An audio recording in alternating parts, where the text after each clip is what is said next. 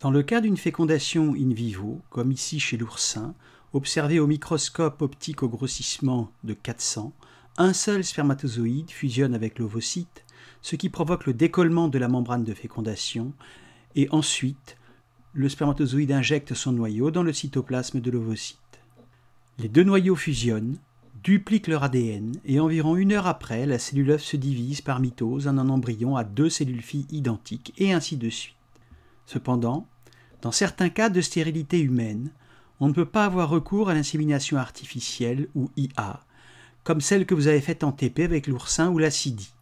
Il faut, pour réaliser la fécondation, pratiquer une ICSI ou intracytoplasmic sperm injection, qui est une fécondation in vitro ou FIV avec micro-injection directe d'un spermatozoïde entier dans l'ovocyte. Il s'agit donc de la fusion d'un gamète mâle et d'un gamète féminin obtenu artificiellement. L'ICSI est surtout utilisée dans le cas où les spermatozoïdes sont incapables de pénétrer dans l'ovule pour le féconder. C'est également le cas avec certaines IST, infections sexuellement transmissibles, comme les chlamydiases, infections à chlamydie, petites bactéries intracellulaires qui sont à l'origine de salpingite, infections des trompes pouvant être responsables de leur obstruction et donc de stérilité tubaire. Dans cette image au rayon X, appelée hystérosalpintographie de l'appareil génital d'une femme atteinte de salpingite, on remarque, par comparaison avec l'image témoin de gauche, que sa trompe droite est bouchée par une infection à chlamydie, ce qui en absence de traitement peut, si les deux trompes sont bouchées, être à l'origine d'une stérilité. Dans ce cas, la fécondation naturelle ne pouvant avoir lieu dans l'ampoule des trompes, on ne peut pas avoir recours à l'insémination artificielle et une fécondation in vitro s'impose.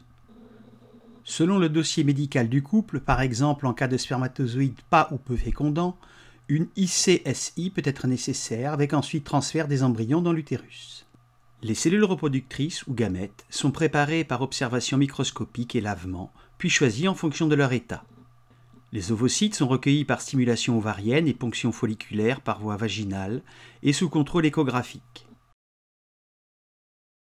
Un ovocyte en bon état est maintenu par une micropipette de contention et débarrassé de sa couronne de cellules folliculaires qui l'entourent. Les spermatozoïdes sont recueillis par éjaculation ou prélevés dans l'épididyme ou directement dans le testicule. Un spermatozoïde, rendu fécondant par lavage, actif mais ralenti pour pouvoir être prélevé, est observé au microscope en fonction de sa mobilité, puis aspiré par une micropipette reliée à un micromanipulateur.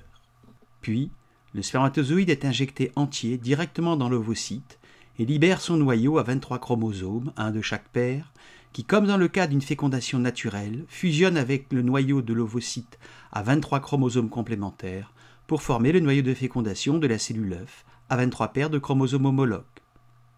24 heures après l'injection, la cellule œuf, appelée également zygote, subit une division cellulaire par mitose et donne un embryon au stade 2 cellules filles identiques. Le développement embryonnaire va se poursuivre par mitose in vitro durant 3 à 5 jours, jusqu'au stade morula ou blastocyste, puis l'embryon sera introduit dans l'utérus et va s'implanter dans la muqueuse utérine dentellisée par la stimulation hormonale de la préparation à la grossesse.